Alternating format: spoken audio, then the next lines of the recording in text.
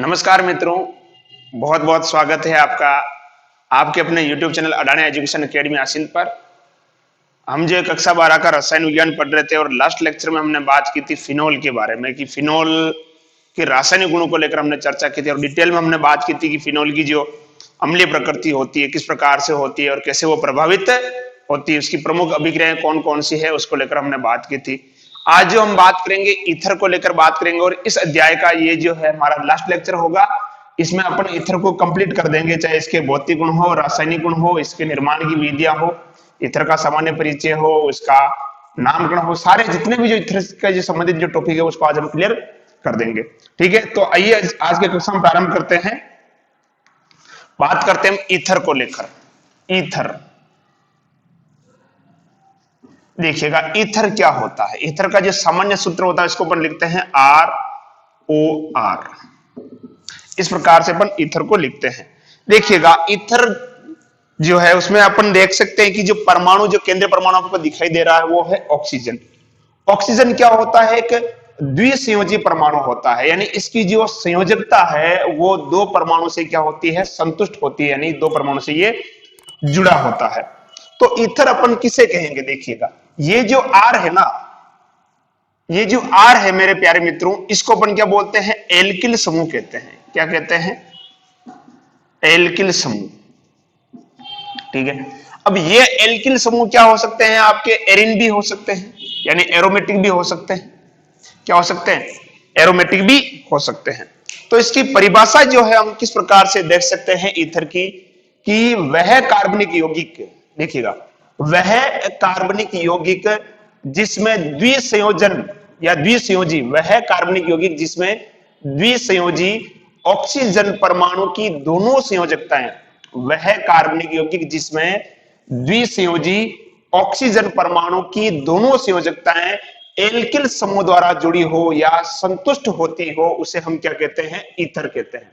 ठीक है जी, वह कार्बनिक यौगिक जिसमें द्विसंयोजी ऑक्सीजन परमाणु की दोनों संयोजकताएं जो है वो एल्किल समूह से जुड़ी हो, उसे हम क्या कहते हैं? ईथर कहते हैं। अब हम बात करते हैं इसका सामान्य सूत्र क्या हो सकता है। ईथर के अगर अपन सामान्य सूत्र की बात करें तो ये क्या हो जाएगा? देखो, CnH2n+2O, ये ईथर का एक सामान्य सूत्र होता है जिसमें n जो है, n की संख्या हमेशा क्या होगी? एक से अधिक होगी, एक कभी नहीं होगी। दो हो सकती है, तीन हो सकती है, चार हो सकती है, पांच हो सकती है। देखिएगा, अगर मान लो कि मैं n बराबर कितना ले लेता हूं? दो ले लेता हूं, यानी कार्बन की संख्या मैं दो लो, तो हाइड्रोजन कितने चाहिए मुझे बताओ? हाइड्रोजन देखो, दो इंटू n की जगह पे क्या लिख दूंगा मैं? दो। ठीक है, प्लस दो, यानी कितने हो गए? 6 हो गए। तो इसको आप यूं समझ सकते हैं, देखिएगा, CH3OCH3। ठीक है जी, तो ये हो गए आपके एल्किल समूह हो गए। ठीक है, तो ये जो ऑक्सीजन है, इससे ऑक्सीजन की दोनों संयोजकताएं किससे जुड़ रही है? एल्किल समूह से जुड़ रही है, तो इसे हम क्या बोलेंगे? ईथर कहेंगे। ठीक है जी, आप चाहो तो इसका सूत्र लिख लो, फिर मिटाते हैं। अब देखो, ये एल्किल समूह की जगह पे क्या हो सकता है? एरिन भी हो सकता है। क्या हो सकता है? एरिन। अब हम बात करते हैं इस ईथर के प्रकार के बारे में। देखिएगा, ईथर जो है ये इसके एल्किल समूह जो जुड़े होते हैं, ठीक है, ये जो है इस आधार पर ईथर दो प्रकार का होता है। एक तो होता है सरल या साधारण, सरल या साधारण या सममित, सममित ईथर। देखो, सरल या साधारण या सममित ईथर किसे कहेंगे? जब ऑक्सीजन से जुड़े हुए दोनों समूह क्या हो? समान हो, CH3O CH3। देखिएगा, दोनों तरफ आप देख सकते हैं CH3 जुड़ा हुआ हो, या जैसे मैं लिख देता हूं C2H5O C2H5। देखो, दोनों, इधर भी एथिल है, इधर भी एथिल है। यहां पर देखो, इधर मेथिल है, इधर भी क्या है? मेथिल। इधर एथिल, इधर भी एथिल।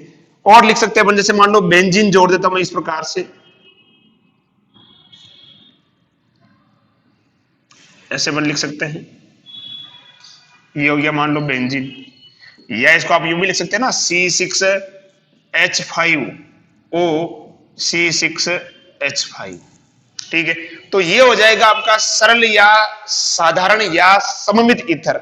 जब ऑक्सीजन से जुड़े हुए दोनों परमाणु या परमाणु का समूह जो है वो क्या हो, समान हो। इधर देख सकते हैं दोनों तरफ क्या जुड़ा हुआ है, CH3, इधर C2H5 C2H5, इधर जैसे C6H5 C6H5, यानी दोनों तरफ जुड़े हुए समूह अगर क्या हो, समान हो, तो उसे हम क्या बोलेंगे, सरल ईथर कह सकते हैं, या साधारण ईथर कह सकते हैं, या सममित ईथर कह सकते हैं। ठीक है जी, क्लियर, मिटा दे। अगला जो ईथर जो आता है वो आता है आपका मिश्रित या असममित ईथर।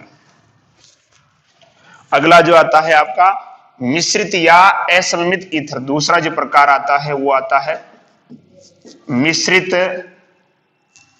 या असममित ईथर। मिश्रित या असममित ईथर, इसमें क्या होगा, देखो कि दोनों तरफ जो समूह जो आपको दिखाई दे रहे हैं ना, ये समान नहीं होंगे।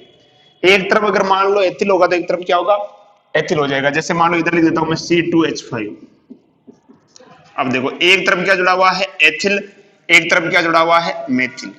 ठीक है, यहां लिख देता हूं जैसे मैं C3H7, C3H7। तो यहां पे भी आप देख सकते हो, देखो एक तरफ क्या है एथिल, एक तरफ क्या है मेथिल। ठीक है जी, क्लियर। तो इस प्रकार से, सॉरी, एक तरफ एथिल एक तरफ प्रोपिल, है ना। यहां पे भी अपन देख सकते हैं, इधर भी आप कोई सा भी समूह जोड़ दो, मान लो CH3 जोड़ दो, कोई सा भी, यानी समूह समान नहीं होना चाहिए। कुल मिला के आपको ये ध्यान रखना है कि समूह जो है वो क्या होने चाहिए, अलग अलग। ठीक है, तो यहां देखो ऑक्सीजन के जो दोनों तरफ की जो संयोजकताएं हैं, एक तरफ एथिल जुड़ा हुआ है, एक तरफ एथिल एक तरफ मेथिल, इधर एथिल और इधर प्रोपिल, इधर बेंजीन है इधर मेथिल है। ठीक है, तो जब ईथर की जो दोनों संयोजकताएं जो है अलग अलग प्रकार के समूह से जुड़ी हो तो उसे हम क्या बोलेंगे, मिश्रित या असममित ईथर जो है उसे हम कहते हैं। ठीक है जी, आप इसका स्क्रीनशॉट ले लो, फिर हम आगे बढ़ते हैं। चलें, चलो, वेरी गुड। अब हम बात करते हैं ईथर के नामकरण को लेकर।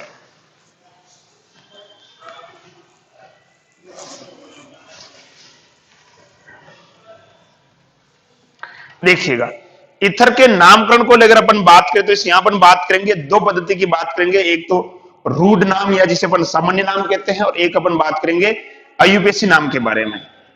ठीक है, देखिएगा क्या होगा इसका, दोनों चीज लिखता हूं मैं। इसका सामान्य नाम अपन कैसे लिखते, देखो जब भी अपन बात करेंगे सामान्य नाम या रूढ़ पद्धति के नाम के, तो अपन इसको लिखेंगे एल्किल ईथर। क्या लिखेंगे, एल्किल ईथर। इसमें भी अपन क्या करेंगे, वर्णमाला के हिसाब से लिखेंगे। वर्णमाला क्रम में जो पहले आएगा उसको पहले लिखेंगे, वर्णमाला क्रम में। वर्णमाला मतलब ABCD के आधार पर, वर्णमाला क्रम से। कैसे लिखेंगे, वर्णमाला क्रम से। और दूसरा आता IUPAC यानी IUPAC जिसे अपन बोलते हैं, IUPAC नाम, उसको अपन लिखते हैं एल्कोक्सी एल्केन। क्या लिखते हैं, एल्कोक्सी एल्केन। अब कैसे होगा ये अपन देखेंगे, देखिएगा। ठीक है, एल्कोक्सी एल्केन ये इसका IUPAC नाम हो जाएगा, और सामान्य नाम में अपन क्या लिखते हैं, एल्किल ईथर लिखते हैं। अब जैसे आपके सामने मान लो मैं ऐसे लिख देता हूं CH3OCH3। अब आपसे कहा जाएगी इसका एक तो मुझे बताना है सामान्य नाम, एक मुझे बताना है इसका IUPAC नाम बताना है। ठीक है, तो देखो सामान्य नाम अपन क्या लिखते हैं यार, देखो एल्किल ईथर। तो यहां पर एल्किल समूह कितने हैं, आप कहोगे सर दो एल्किल समूह है यहां पर। यहां एल्किल समूह कितने हैं, दो। ये भी एक एल्किल समूह है, ये भी एक एल्किल समूह है। तो एल्किल समूह दो, तो मैं क्या लगाऊंगा, क्योंकि दोनों समान है ना। तो क्या है, ये मेथिल है। क्या है, मेथिल। दोनों समान है तो क्या लगाएंगे, डाई।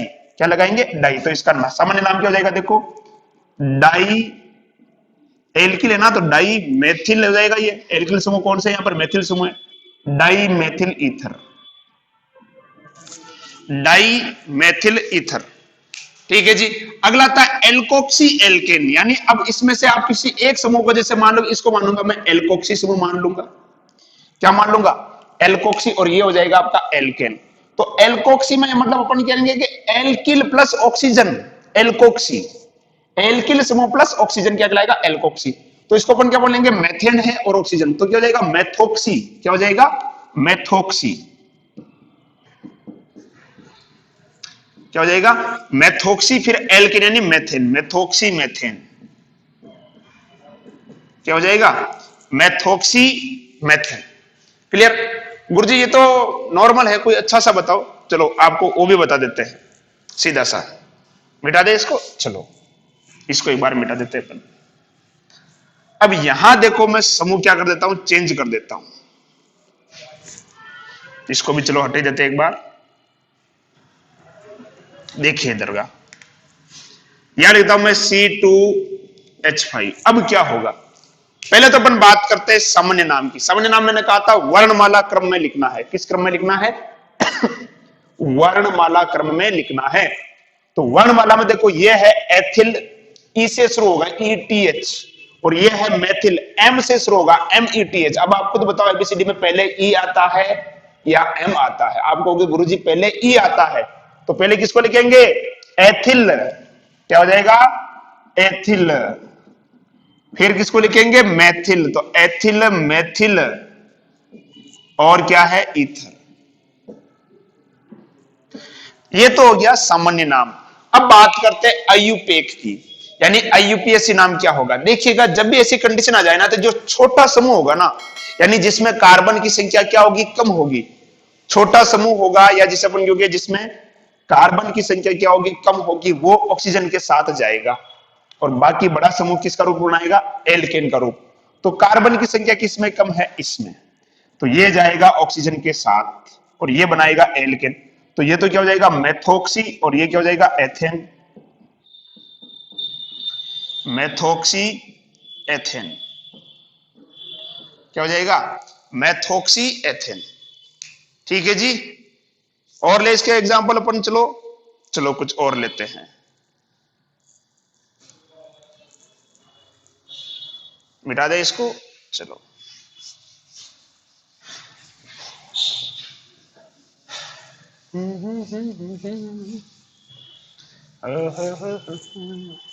चलो अगला अपन लेते। देखो जैसे मैं ले लेता हूं C2H5O। ठीक है जी। यहां पे CH, CH3, ये CH3, ये अपन ने ले लिया। इसका नाम क्या होगा? देखो सबसे पहले अपन बात करता है यूपीएससी नामकरण की, या पहले बात कर लेते हैं अपन सामान्य नाम की। सामान्य नाम क्या होगा और आईयूपीएसी नाम क्या होगा, ये अपने को दोनों को ही अपने को देखना है। ठीक है, तो एक तरफ तो क्या लगा हुआ है? देखो प्रोपिल लगा हुआ है, P से शुरू होगा, और एक तरफ क्या लगा हुआ? एथिल। अब देखो यहां पर ये साकित है, एक तरफ साकित है, तो क्या लगाएंगे अपन? आइसो लगाएंगे। क्या लगाएंगे? आइसो, सामान्य नाम में। तो ये तो क्या हो जाएगा? आइसोप्रोपिल, और ये क्या हो जाएगा? एथिल। तो नाम क्या हो जाएगा? Ethyl isopropyl, isopropyl ether. देखो ये आइसो को अपन नहीं देखेंगे, अपने को देखना है प्रोपिल से। ये तो आइसो, तो जैसे मान लो कि इधर हो रहा है तो अपन लिख देते नियो। पढ़ा होगा ना आपने 11वीं के अंदर, दोनों तरफ साकित हो तो क्या लिखते हैं? नियो। एक तरफ साकित हो तो क्या लिखते हैं अपन? आइसोप्रोपिल। अब इसका नाम क्या होगा यार? देखो इसका कैसे करेंगे? अंकन करेंगे अपन 1 2 3, लंबी श्रृंखला का करेंगे। और ये जो छोटा वाला होगा, इसमें कार्बन की संख्या 3 है, तो ये हो गया एल्केन। और जिसके अंदर कार्बन की संख्या कम होगी वो क्या बनाएगा? एल्कोक्सी समूह बनाएगा। क्या बनाएगा? एल्कोक्सी। तो ये हो गया आपका एल्कोक्सी समूह, यानी एथेन है ना ये, तो एथोक्सी। क्या हो जाएगा? ये एथोक्सी। और ये क्या बताओ? 2, 2 पे क्या लग रहा है बताओ? 2 एथोक्सी लग रहा है ना, तो इसको अपन क्या लिखेंगे? 2 एथोक्सी। भाई 2 पे लग रहा है तो यहां पे पहले पर लिख देंगे 2 एथोक्सी। 1 2, 2 पे लग रहा है एथोक्सी, 2 एथोक्सी, और कार्बन कितने? 3, तो प्रोपेन, 2 एथोक्सी प्रोपेन। ठीक है जी, क्लियर हो गई? तो ये हो गया आपके ईथर का नामकरण। अब अपन बात करेंगे ईथर निर्माण की विधि के बारे में। बहुत ज्यादा विधियां कुछ नहीं दे रखी आपके, नॉर्मल सी विधियां दे रखी, उसकी अपन बात करेंगे ईथर निर्माण की विधि के बारे में। मिटा दे इसको। चलो बहुत बढ़िया, मिटा देते हैं। ठीक है, ईथर निर्माण की विधि की अपन बात करते हैं। सबसे पहले जो आती है इसकी आती है प्रयोगशाला विधि। कौन सी आती है? प्रयोगशाला विधि। ईथर निर्माण की प्रयोगशाला विधि। देखिएगा प्रयोगशाला विधि में क्या होता है कि अपन एल्कोहल लेते हैं, और एल्कोहल की क्रिया अपन कराते हैं किससे? सल्फ्यूरिक अम्ल से करवाते हैं। किससे करवाते हैं? सल्फ्यूरिक अम्ल से करवाते हैं, जिससे बनता है एथिल हाइड्रोजन सल्फेट बनता है। क्या बनता है? Ethyl hydrogen sulphate. देखिएगा इधर C2H5OH, इसकी क्रिया अपन कराएंगे किसके साथ? सल्फ्यूरिक अम्ल से, H2SO4 से करवाएंगे। किससे करवाएंगे? H2SO4 से। टेम्परेचर होता है लगभग 373 केल्विन के आसपास। टेम्परेचर को याद रखना कोई ज्यादा जरूरी नहीं है। तो यहां से क्या होगा यार? H2O बाहर निकलेगा। क्या बाहर निकलेगा? H2O। यहां पर इसको मैं समझने के लिए इसको मैं ऐसे लिख रहा हूं, देखो H2SO4 को, ताकि अपने थोड़ा समझने में आपके ठीक रहेगा H2SO4 को। ठीक है जी, H2SO4 यहां से बाहर निकल जाएगा ये जल। बाहर क्या निकल जाएगा? यहां से जल का अणु यहां से बाहर निकल जाएगा। तो अगली कंडीशन क्या बनेगी? देखो C2H5 और HSO4 और बाहर क्या निकल जाएगा? ये H2O। क्लियर? ये हो गया पहला प्रोसेस। जो अपने पास जो प्राप्त होगा उसे अपन क्या बोलेंगे? Ethyl hydrogen sulphate. तो ये एथिल है, ये हाइड्रोजन, और ये SO4 को अपन क्या बोलते हैं? सल्फेट। Ethyl hydrogen sulphate. अब इसकी क्रिया फिर से अपन किसके साथ कराएंगे?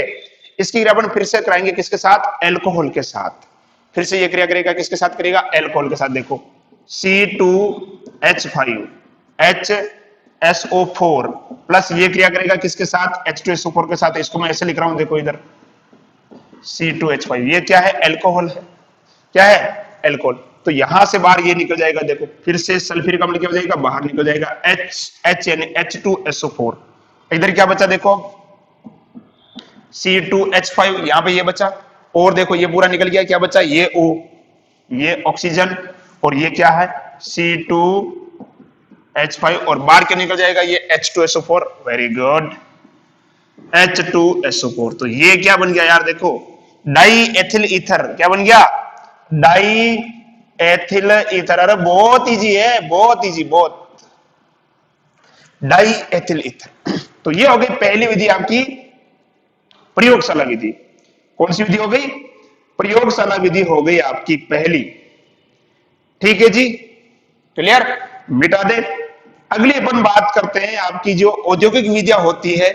औद्योगिक विधि में आपके नॉर्मल दे रखा है, वर्णन है, उसके अंदर ऐसा कुछ भी नहीं है। आप किताब से पढ़ोगे आपकी सीधा समझ में आ जाएगा औद्योगिक विधि में। मिटा दे इसको।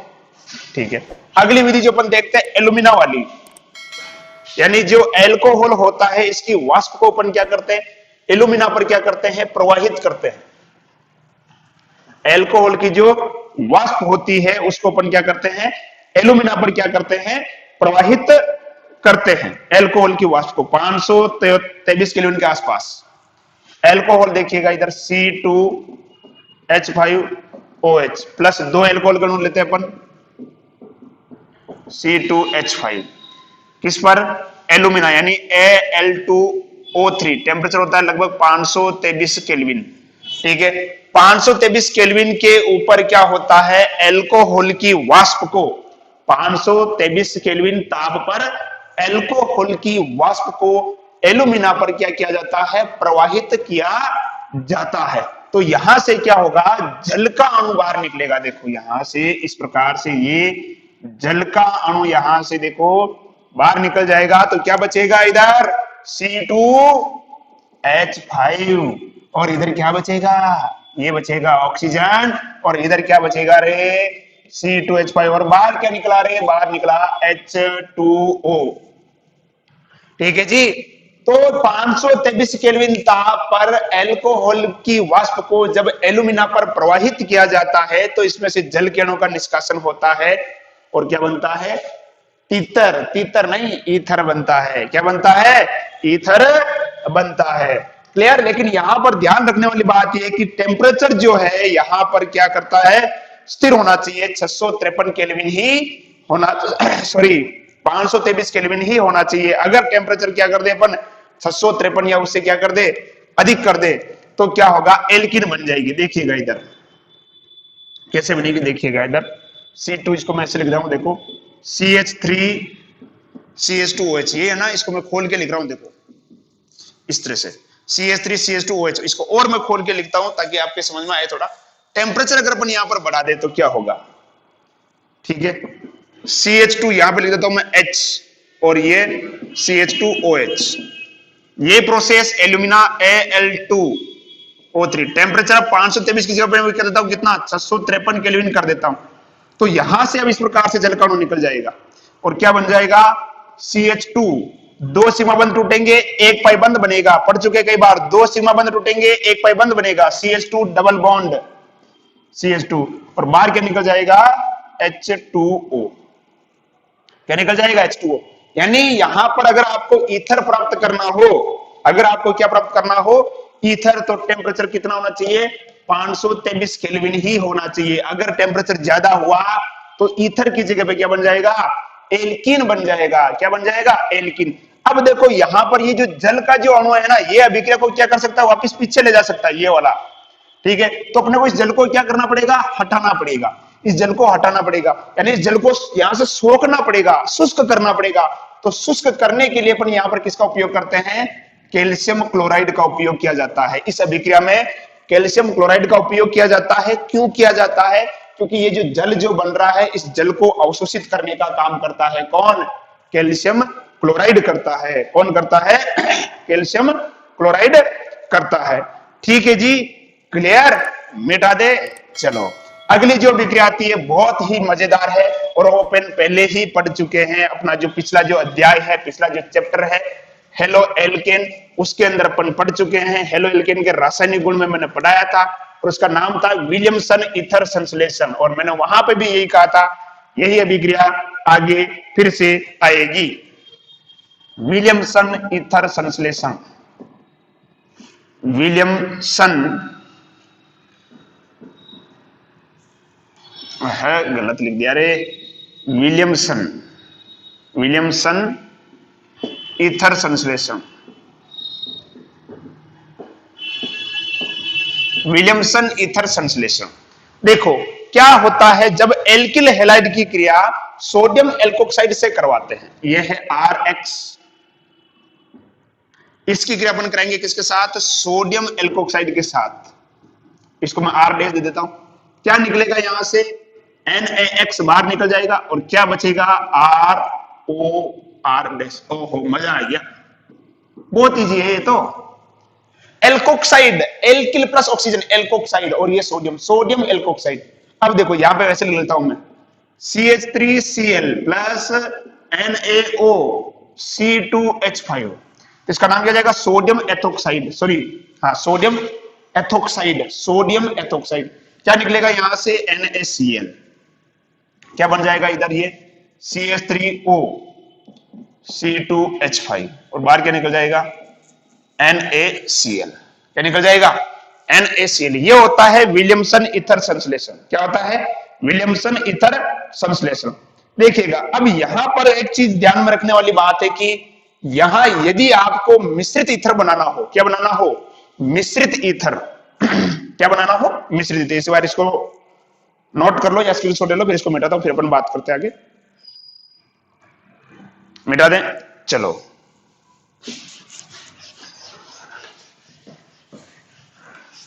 अगर आपको कैसा ईथर बनाना हो, मिश्रित ईथर बनाना हो, कैसा बनाना हो, मिश्रित ईथर। मिश्रित ईथर के लिए क्या करना होगा आपको, देखो मिश्रित ईथर अगर ये आपको बनाना हो तो आपको जो एल्किल हैलाइड है, एल्किल हैलाइड जो है ये किस प्रकार का होना चाहिए, ये होना चाहिए प्राथमिक, यानी 1 डिग्री होना चाहिए। कैसा होना चाहिए, 1 डिग्री। और सोडियम एल्कोक्साइड जो है, सोडियम एल्कोक्साइड ये कैसा होना चाहिए, 2 डिग्री या 3 डिग्री होना चाहिए। ये 2 डिग्री या 3 डिग्री होना चाहिए। सर ऐसा क्यों होना चाहिए, अगर आप एल्किल हैलाइड अगर मान लो प्राथमिक ना लेके अगर मान लो द्वितीयक ले लोगे या तृतीयक ले लोगे, तो वहां पर क्या हो जाएगा, एल्किन बनने की संभावना रहेगी। क्या बनने की संभावना रहेगी, एल्किन बनने की संभावना रहेगी। एल्किन बन सकता है या फिर एल्केन भी बन सकता है, ठीक है। तो यानी सीधी सी भाषा में अपन कह सकते हैं कि जो यौगिक आपको बनाना है ईथर, वो नहीं बनेगा और दूसरा उत्पाद बन जाएगा आपके एल्किन बनने की संभावना क्या रहेगी, बनी रहेगी, जिसकी वजह से अपने को यदि बस केवल ये ध्यान रखना है कि यदि आपको विलियमसन ईथर संश्लेषण विधि से अगर क्या बनाना हो, मिश्रित ईथर बनाना हो, तो वहां पर आपको एल्किल हैलाइड कैसा लेना है, प्राथमिक लेना है, और सोडियम एल्कोक्साइड कौन सा लेना है, 2 डिग्री या 3 डिग्री लेना है। यदि यहां पर आप प्राथमिक की जगह पे अगर मान लो द्वितीयक ले लोगे तो वहां पर क्या हो जाएगा, एल्किन बनने की संभावना जो है वो बनी रहती है। ठीक है, मिटा दे इसको। चलो, ये हो गई आपके ईथर निर्माण की विधि, कौन सी, विलियमसन ईथर संश्लेषण। कौन सी हो गई, विलियमसन ईथर संश्लेषण। ठीक है जी, क्लियर। आपके इसके एग्जाम्पल भी दे रखे हैं, आप वहां से आप देख सकते हो सीधा सा, उसमें ज्यादा कुछ विशेष कुछ भी नहीं है, बहुत इजी है।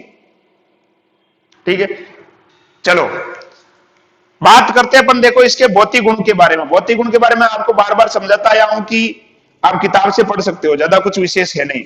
अपन यहां बात करेंगे केवल रासायनिक गुणों के बारे में। किसके बारे में बात करेंगे, रासायनिक गुणों के बारे में बात करेंगे। रासायनिक गुण क्या होते हैं उसको लेकर अपन बात करेंगे। देखिए रासायनिक गुण की अगर अपन बात करें, जो ईथर कैसा होता है, देखो C2H5 और ये ऑक्सीजन C2H5। ईथर के ऊपर यानी जो ऑक्सीजन है, ऑक्सीजन के ऊपर क्या होते हैं, 2 लोन पेयर होते हैं। लोन पेयर तो आप जानते ही हो, जो बंध बनाने में भाग नहीं लेते हैं। यानी ये हो गया लोन पेयर। इसको थोड़े ऐसे बनाता हूं मैं, कान जैसे लगेगा, देखो शानदार, मिक्की माउस जैसे, है ना। ये लोन पेयर होते हैं इसके। ठीक है, और चलो इसको और बना देते डिजाइन से, मजेदार लगेगा। ये लो, ये होता है ईथर। क्या है, ईथर। ठीक है, इसका जो बंध कोण होता है वो होता है लगभग 110 डिग्री के आसपास। किस पास होता है, 110 डिग्री के आसपास होता है। ठीक है, तो इसका जो बंध कोण है ये ज्यादा क्या 109 डिग्री के आसपास होना चाहिए था। 109 डिग्री 28 मिनट के आसपास, माफ कीजिएगा, ज्यादा नहीं कम, 109 डिग्री 28 मिनट के आसपास इसका ये जो बंध कोण होना चाहिए। लेकिन क्या होता है कि ये जो समूह होते हैं इनके बीच में क्या होता है, प्रतिकर्षण होता है, जिसकी वजह से बंध कोण क्या हो जाता है, इसका बढ़ जाता है, थोड़ा सा बढ़ जाता है। ठीक है जी, अब अपन बात करेंगे इसके रासायनिक गुणों के बारे में। बहुत छोटा सा टॉपिक है रासायनिक गुणों को लेकर। नॉर्मली जो रिएक्शन है इनकी अपन बात करेंगे। रासायनिक गुणों अपन बात करेंगे, आप समझ सकते हो या तो अभिक्रिया होगी किसकी, एल्किल समूह की हो सकती है, या अभिक्रिया हो सकती है इसके लोन पेयर की हो सकती है। इसके ऊपर जो लोन पेयर है, इस लोन पेयर के कारण जो अभिक्रियाएं हो सकती है उसको लेकर अपन बात करने वाले हैं। ठीक है जी, चलो मिटा दे। देखिए पहली जो अभिक्रिया है वो अपन बात करते हैं इसमें हेलोजनीकरण की। किसकी बात करते हैं, हेलोजनीकरण की अपन बात करें। हेलोजनीकरण का मतलब क्या होगा, हेलोजन का योग। अगर अपन हेलोजनीकरण की बात करें तो यहां पर देखिएगा, जैसे मैं इसको ऐसे लिख रहा हूं, CH3 CH2, ये ऑक्सीजन हो जाएगा, CH2 CH3। इसकी क्रिया करा रहा हूं, मान लो मैं करा रहा हूं किससे, मान लो क्लोरीन से करा रहा हूं। और कब करा रहा हूं, अंधेरे में। कब कराऊं मैं, अगर ये अभिक्रिया अंधेरे में कराऊं तो देखिएगा ये कौन सा कार्बन अल्फा, ये कौन सा हो गया बीटा, इधर भी ये कौन सा हो गया अल्फा और ये कौन सा हो गया बीटा। तो यहां पर क्या होगा कि जब अपन क्या करेंगे, अंधेरे में ईथर की क्रिया किसके साथ कराएंगे, हेलोजन से कराएंगे। किसके साथ, अंधेरे में ईथर की क्रिया किसके साथ करवाएंगे, हेलोजन से। तो यहां पर क्या होगा कि ये जो हेलोजन है ये अल्फा कार्बन से हाइड्रोजन को क्या कर देगा, विस्थापित।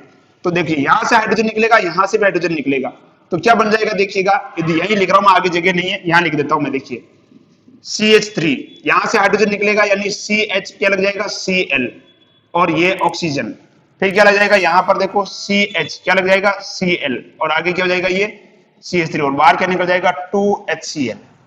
ठीक है, यानी जब अंधेरे में ईथर की क्रिया किसके साथ करवाई जाती है, हेलोजन के साथ करवाई जाती है। किसके साथ करवाई जाती है, हेलोजन के साथ करवाई जाती है। तो क्या होता है, अल्फा कार्बन से हाइड्रोजन का विस्थापन होता है। कहां से होता है, अल्फा कार्बन से हाइड्रोजन का विस्थापन होता है। मिटा दे, चलो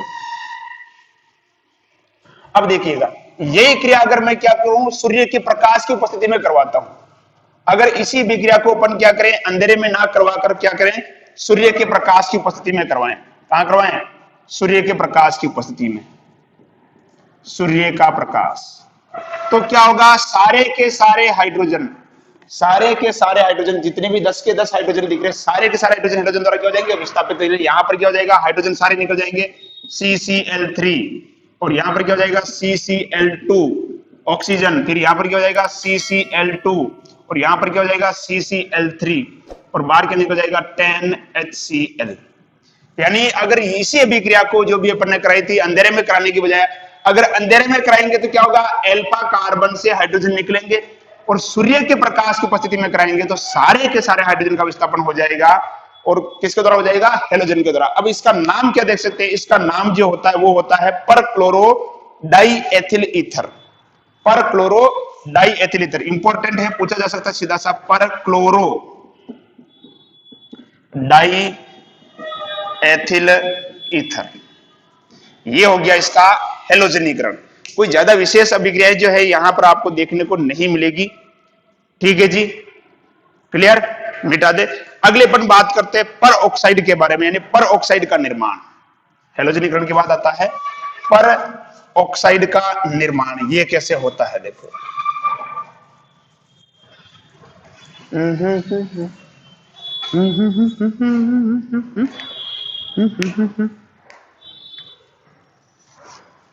देखिएगा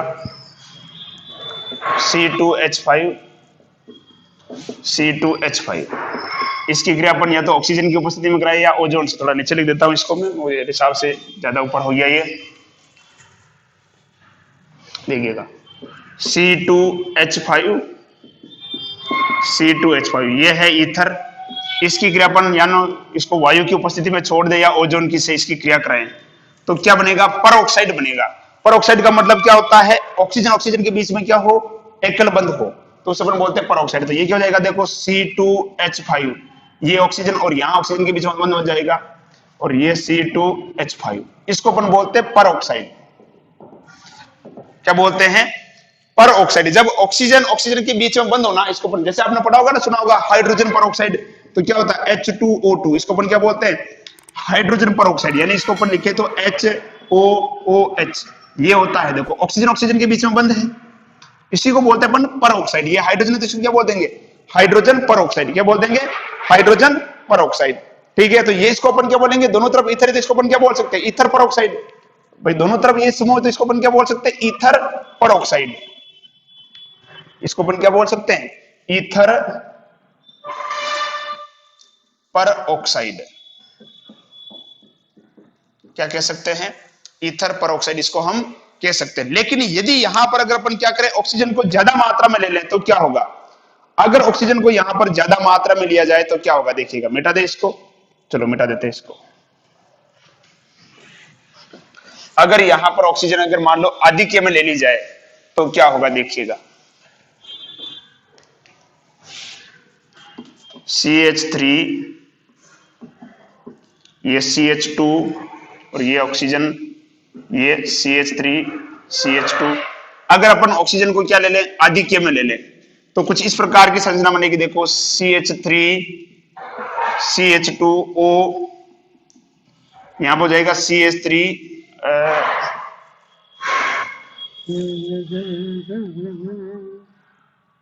ये उल्टा लिख दिया रहा इधर, क्या हो जाएगा ये CH2, ये क्या हो जाएगा CH3। तो यहां जो अपने को संरचना देखने को मिलेगी, ये मिलेगी C2H5OH।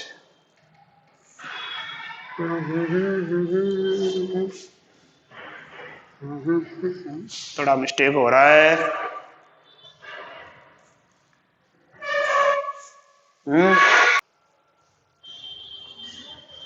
यहां पर, हाँ ये कुछ इस प्रकार से बन जाएगा CH3CH।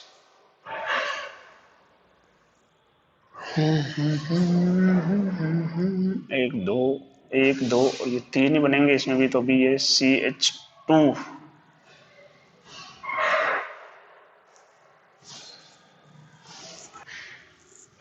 ये जो कुछ बनेगा आपका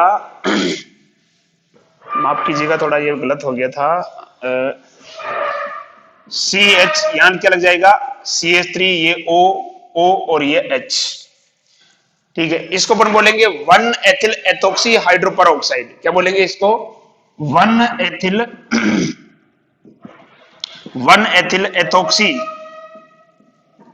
एथोक्सी हाइड्रोपर ऑक्साइड। ठीक है, यानी यहां पर यदि अपन ईथर को क्या करें, लंबे समय तक अगर वायु में खुला छोड़ दे, ईथर को यदि लंबे समय तक वायु में खुला छोड़ दे तो किसका निर्माण होता है? हाइड्रोपरऑक्साइड का निर्माण होता है। किसका निर्माण होता है? हाइड्रोपरऑक्साइड का। और ये जो क्या होता है, एक विस्फोटक पदार्थ होता है। कौन सा पदार्थ होता है? विस्फोटक पदार्थ होता है। ठीक है, इसीलिए ईथर को कभी भी वायु में खुला नहीं छोड़ना चाहिए, क्योंकि वायु में खुला छोड़ने पर ईथर में क्या हो सकता है? विस्फोट हो सकता है। क्या हो सकता है? विस्फोट हो सकता है, क्योंकि वायु में अगर लंबे समय तक अपन खुला छोड़ेंगे तो किसका निर्माण होगा? 1 एथिल एथोक्सी हाइड्रोपरऑक्साइड का निर्माण होगा, जो कि क्या होता है? एक विस्फोटक पदार्थ होता है। इसलिए ईथर में क्या हो सकता है? विस्फोट हो सकता है। इसलिए ईथर को कभी भी वायु में जो है खुला नहीं छोड़ना चाहिए। ठीक है जी, तो ये जो है ईथर की आपकी जो प्रमुख अभिक्रियाएं थी। बाकी नॉर्मल अभिक्रिया है, आप देख सकते हो, जल अपघटन है, जल के द्वारा टूटना। ठीक है, जल अपघटन में क्या होगा? आपको खुद को सोचना चाहिए कि जल अपघटन ईथर का निर्माण कैसे होता है। ईथर का निर्माण कैसे होता है, देखिए आप खुद सोचोगे कि ईथर का निर्माण अपन ने कई बार पढ़ा था कि जैसे एक तो आपका एल्कोहल है, ठीक है, 2 एल्कोहल के अणु है, ठीक है जी, उनमें से अपन ने क्या किया? जल का अणु बाहर निकाला था। 2 एल्कोहल के अणु में से अपन ने क्या किया? जल का अणु बाहर निकाला, तो फिर से उसका अपन क्या कर देंगे? जल अपघटन कर देंगे, तो क्या बन जाएगा? एल्कोहल बन जाएगा। जैसे इधर देख लो, C2H5 OH और ये HOC2H5। अपन ने क्या किया? यहां से जल का अणु क्या किया? बाहर निकाला, तो क्या बना था? Ether C2H5 C2H5। अब इसको जल से फिर से तोड़ दो, यानी जल का बाहर निकालना, जल को इसके अंदर फिर से डाल दो आप, तो क्या बन जाएगा? तो एल्कोहल बन जाएगा ना। देखो इधर C2H5O C2H5, जल का अणु इसके अंदर फिर से मिला दो, ठीक है, ये OH और ये H, इसको ऐसे तोड़ दो, तो ये क्या हो जाएगा? देखो C2H5OH, और ये भी क्या हो जाएगा? C2H5OH। तो फिर से यही बन जाएगा, फिर से क्या बन जाएगा? एल्कोहल बन जाएगा। तो इस प्रकार की सामान्य सी अभिक्रिया है, और उसमें आपको ऐसा कुछ भी नहीं है जिसमें आपको मेरे हिसाब से कुछ समझने की आवश्यकता हो। नॉर्मल रिएक्शन है, आप देख लीजिएगा, और वो रिएक्शन इतनी ज्यादा पूछी भी जाएगी नहीं, और उसमें कोई ज्यादा मेरे हिसाब से समय खराब करने से कोई मतलब नहीं है। ठीक है, फिर भी अगर उन अभिक्रियाओं में अगर कोई समस्या आपकी आ रही है तो आप मुझे बिल्कुल बताइएगा, मैं बिल्कुल आपकी समस्याओं का समाधान करूंगा। ठीक है, दीपावली की वजह से और कुछ टेक्निकली भी प्रॉब्लम हो गई थी, जिसकी वजह से क्या कि कक्षा जो है नहीं चल रही थी। वैसे 3-4 दिन का दीपावली का अवकाश था, 4 दिन तो वो आप काट लो। उसके बाद क्या कि कल जैसे कुछ टेक्निकल प्रॉब्लम हो गई थी, जिसकी वजह से क्या कि हम जो है क्लास रिकॉर्ड तो हो गए थे, लेकिन उसको अपलोड जो है वो नहीं कर पाए थे। ठीक है, तो आगे की कक्षाएं हम रेगुलर करेंगे। ठीक है जी, तो आज की कक्षा में इतना ही। उम्मीद करता हूं कि आपको ये समझ में आया होगा। इधर ज्यादा कुछ विशेष नहीं है इसके अंदर, विलेसम ईथर संश्लेषण है। बाकी जैसे प्रयोगशाला विधि, औद्योगिक विधि का जो है केवल वर्णन दे रखा है। ईथर का उपयोग पूछा जा सकता है कि देखिए ईथर का जो मुख्य रूप से उपयोग अपन वर्तमान में जो अपन करते हैं, बेहोश करने के लिए भी करते हैं। ठीक है, पहले बेहोश करने के लिए क्लोरोफॉर्म का उपयोग किया जाता था, लेकिन क्लोरोफॉर्म में क्या होता है कि जब उसको वायु में खुला छोड़ते हैं तो कौन सी गैस बनती है? फोस्जिन गैस बन जाती है। कौन सी गैस? फोस्जिन गैस बन जाती है, जो कि क्या होती है? विषैली होती है। इसलिए क्या होता है कि वो विषैला प्रकृति का होता है क्लोरोफॉर्म। इसलिए आजकल बेहोश करने के लिए उसकी जगह पे किसका उपयोग करते हैं? हम ईथर का उपयोग करते हैं। किसका उपयोग करते हैं? ईथर का उपयोग हम करते हैं। ठीक है, तो क्योंकि क्लोरोफॉर्म देखिए आपके कोर्स में हट चुका है, इसलिए उसको अपन ने नहीं पढ़ा, 10वीं पाठ के अंदर था पहले। क्लियर? तो सर्दी आ गई है, खुद भी सुरक्षित रहें और अपने घर वालों को भी सुरक्षित रखें। ठीक है जी, और पढ़ाई करते रहें। धन्यवाद।